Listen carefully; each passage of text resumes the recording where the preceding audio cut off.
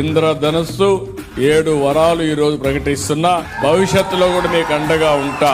ఒకటి, అందరికీ దివ్యాంగులందరికీ ఉచిత ప్రయాణ సౌకర్యం ఏర్పాటు చేస్తున్నాం. నా ఉద్దేశం ఒకటి, సమాజంలో అందరికంటే ఇబ్బందులో ఉండేది మీరు, అందులో మిమ్మల్ని ఆదుకోవడం మా బాధ్యత.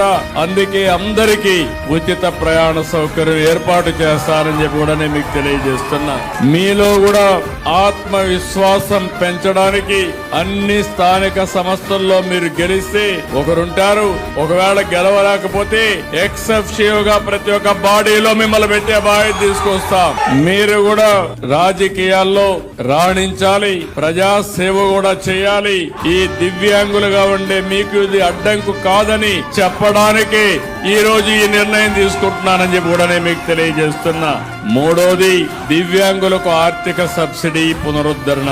ఎస్సీ, ఎస్టీ, బీసీ, మైనారిటీకి ఇచ్చినట్టే మీకు కూడా మళ్లీ ఈ కార్యక్రమాన్ని పునరుద్ధరిస్తాం. దీనికి ఒక 19 కోట్లు అవుతుంది. పర్వాలేదు, మీకు అండగా నేను ఉంటానని చెప్పి మీకు తెలియజేస్తున్నా. క్రీడల్లో పూర్తి స్థాయి భాగస్వామ్యం.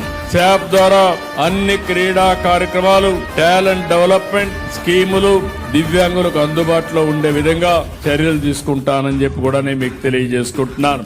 ఐదోది, మీరు ఎక్కడ టిట్కోలా గాని ఎక్కడ ఇండ్లు ఇచ్చినా గ్రౌండ్ ఫ్లోర్ లోనే మీకు ఇల్లు ఇచ్చే ఏర్పాటు చేస్తామని మీ అందరికీ హామీ ఇస్తున్నాను. ఇంకో పక్క 6, వినికిడి లోపం ఉన్న వారికి డిగ్రీ కళాశాల బాపట్ల ప్రభుత్వ పాఠశాల ఉంది. జూనియర్ కాలేజ్ తో పాటు వినికిడి లోపం ఉన్న విద్యార్థుల కోసం ప్రత్యేక డిగ్రీ కాలేజ్ ఏర్పాటు చేస్తాం.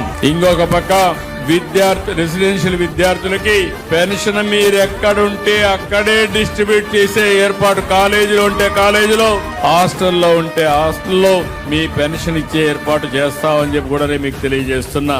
ఇది కాకుండా అన్ని జిల్లాల్లో, అమరావతిలో ప్రత్యేకంగా మీ అందరికీ విభిన్న ప్రతిభావంతుల కోసం ఒక భవన్ ఏర్పాటు చేస్తాం. పేరు కూడా విభిన్న ప్రతిభావంతుల భవన్ గా పెట్టి మీరు అక్కడ ఏ కార్యక్రమం చేయాలన్నా చేసేట్టుగా చేస్తామని చెప్పి కూడా నేను మీకు తెలియజేస్తున్నా.